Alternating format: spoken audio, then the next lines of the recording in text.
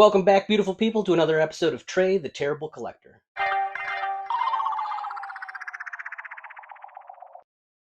On today's episode, we have a very special guest. This is Connor, the Caribou collector. ridiculous. Connor's another one of my brothers joining us for a very special episode. So far, we have done all Marvel characters and all 90s characters. Today, we're going a little bit further back in time to the greatest decade, the 80s. We are going into the Batman movie action figures. You ever seen the original Batman movie? Yeah, but it's been a very long time. My memories are very vague. As a kid, it scared the absolute pants off me. I think I was 5 years old when it came out, and it was one of the first movies I saw in theaters, maybe the first.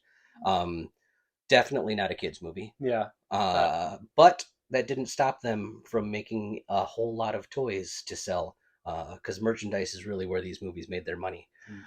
Toy Biz at this point in time was a very young company. They hadn't really handled any huge IPs. And a lot of these sculpts are directly stolen from Kenner's Superpowers line from the 70s. This particular Batman it was part of the first line of Batman toys from the movie. There were 3 figures: Batman, the Joker, and Bob. I am putting my foot down. I'm not buying Bob. I can't. I just won't bring my spell. It's a difficult purchase to justify. Yeah, man, it's a $40 toy of a man in a jacket. Like, it's just a guy with a hat. It's just Bob. It's just Bob. Mm-hmm. So we're not getting Bob. But we will be opening this one up here today. So go ahead. Do the honors. All right, thanks. I also like how, probably hard to see on here, but the toy he has grappling out looks like this weird, like, a photoshopped effect on it, like he's shooting out a laser beam from his hand or something. Decades before Photoshop, they probably hand each one of those pictures. Right off. First thing that comes out of here are our instructions. We will do a zoom in and show you how to use this here. It is a picture of his bat belt, which will be used for grappling.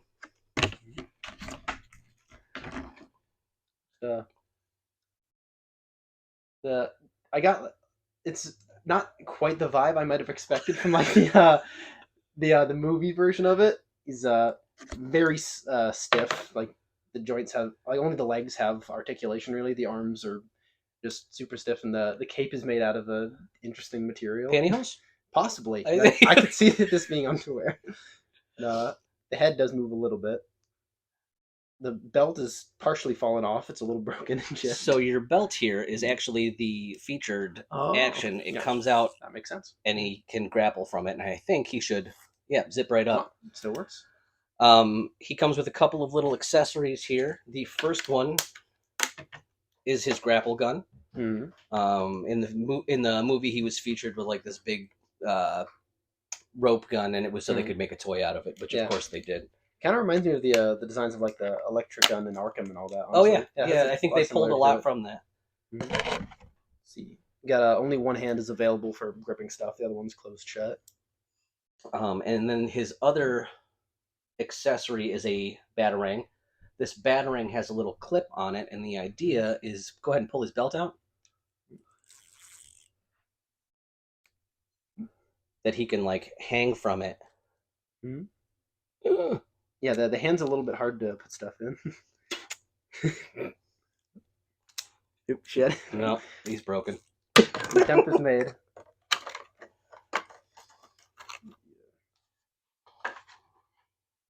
Try going from the bottom. It might actually work better.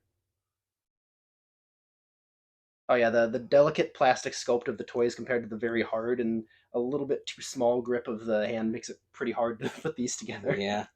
Sometimes these were sometimes the design makes more sense on paper than it actually does. Yeah, or if you don't like in function. Yeah, if you don't get it the exact specifications, it can kind of be hard for it to fit together. That Beast figure I have is like that. Like, it came with instructions on how to make him flip, and it just was never going to work, no matter how many times I did it.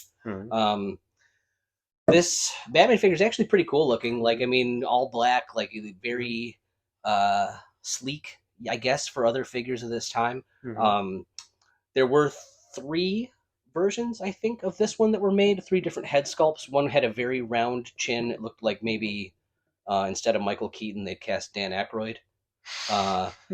The other one has like a very square, very comic booky jaw, and I think this was the one where they attempted to make him kind of look like Michael Keaton.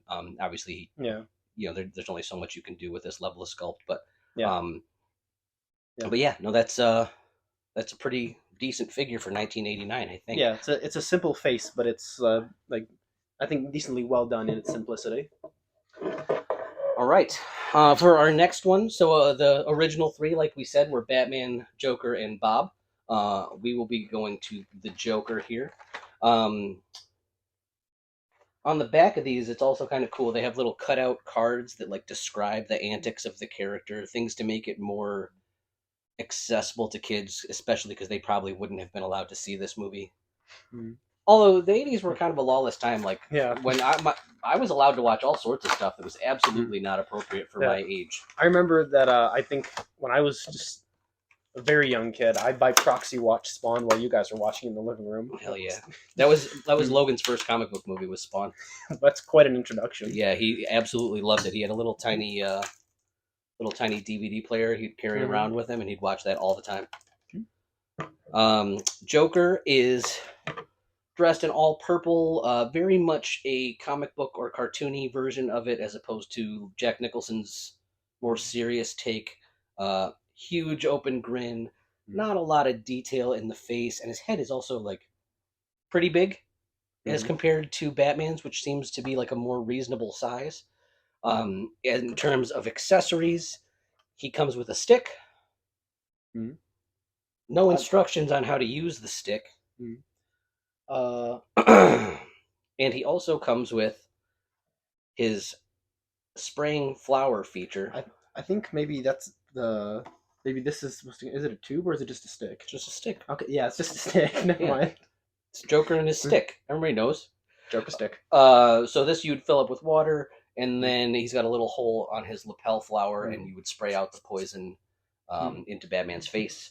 I'm not going to get this figure wet because he's 30 years old, and who knows what would happen if I did. He might just disintegrate. From the sound of the air going through, it seems like it's actually plausible. It might still be functional. That's cool. Yeah, you can feel it. Yeah. He comes with a little hat as well because Joker looked really cool with his hat on, and it doesn't fit. I remember this as a kid. It always pissed me off because his hat just like it's got grips on the inside. It's got little grips. Actually you would think that it just doesn't fit. There's no. Huh? Maybe if you like press it down to the point of breaking, then it'll fit. Maybe. It'll never come off. Perfect. In terms of like scale, he reminds me of Forge. Very dinky. Like he has no real shoulders to speak of. But I mean, I do wish the purple was more vibrant on it, because the green in his hair being very vibrant sort of like makes it like the sole focus of like the outfit. So like, he's kind of like lavendery, like muted. Let's take the. Oh, there we go. Oh yeah. Don't breathe. Perfect. This series spun off into a couple of other. Excuse me. A couple of other series. Because there were no other characters in the movie, it became difficult to like continually put out Batman and Joker toys. The first series were some other sculpts of Batman, some other sculpts of Joker. One of them had like a color changing face. But then there was also the DC Superheroes line. And we're going to open one of those here as well to make up for our Bob the Goon. Go ahead and wave off the back of that one. It shows some different heroes, some different villains, not necessarily Batman, but some of them are. It has the same design on the front as the other ones do, with like the comic book pictures in the gold, but on the back it has more of a vibrant like color palette, a little brighter, as if it's more a little bit more comic booky, a little bit more disconnected from the movies. Yeah. And like we said, these are pretty much direct rip-offs of the Superpowers line from the 70s. The Superpowers line had some really cool action figures in it. It had like Calabac and Darkseid and Mr. Miracle, Red Tornado, like deep cuts into the DC universe, whereas this one tended to focus on your big Justice League characters and mostly Batman villains. Yeah, this Batman's always been just eternally profitable. Oh, sure. This one also has a little instruction booklet on it showing the umbrella, and I guess it's supposed to be launched from this fire hose looking thing.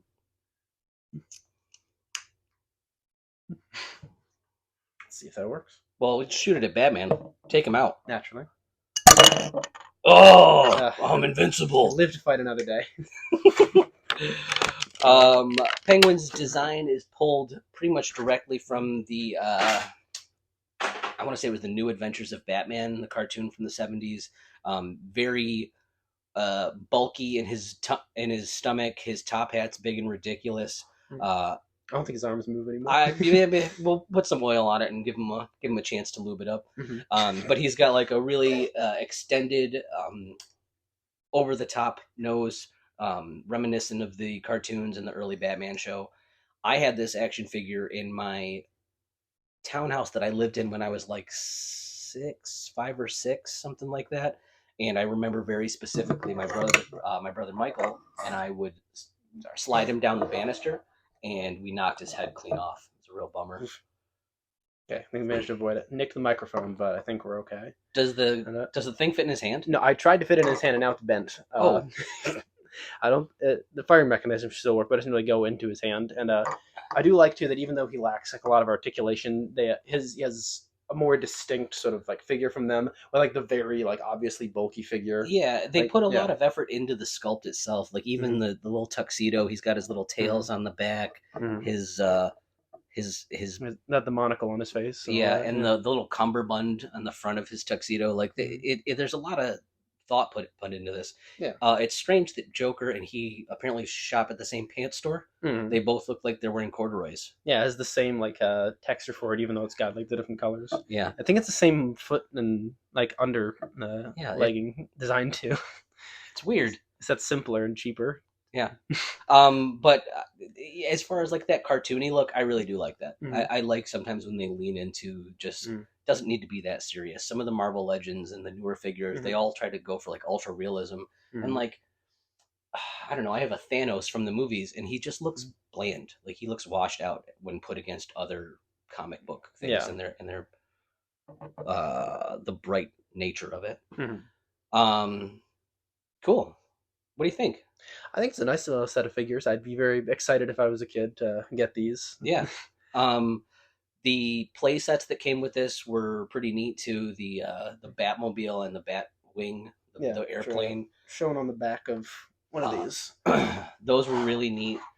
I'm sure at some point I'll manage to get my hand on those. The Batcave, was the cheapest piece of crap toy, and I had it when I was a kid. I'm sure that I like begged my mom for it and just like cried. And I was like, "Oh, I need the Batcave," but it's just like that blow form plastic, so it's just like a big hunk of light plastic with little stickers and crap hanging off of it. Yeah, I think if I remember correctly, I had like some big Batcave based on like the I don't remember what's called, the Batman show where the Joker had dreadlocks and like Bane was red. Oh, the Batman. Yeah, the Batman. Creatively named. I had like a big, expansive Batcave from that. I could just use this set piece for any other like figures. And I'll throw them together. But that was, I mean, during the 80s, the toy sets that came out, or like the play sets that came out, they were all crap. The He-Man one was crap. He couldn't fit through the door. I remember they like made it, the door was smaller than all the figures. The bulking too hard. Oh yeah. What was the other one? Not Batman. Like a Justice League HQ or Avengers HQ or something like that. Maybe. I'm trying to think of G.I. Joe one. Was all of those were crap. Yeah. But these guys are pretty cool. We will be digging into the rest of this series. There's a bunch of Justice League characters, a bunch of other villains, and a Lex Luthor eventually somewhere down the line. Connor, thank you so much for joining us. You're welcome. I'm glad I could be here. And thank you guys for joining us. Please remember to like and subscribe and tell your friends if they like watching old dudes and their old brothers open old toys. This is the show for them. As always, y'all have been wonderful.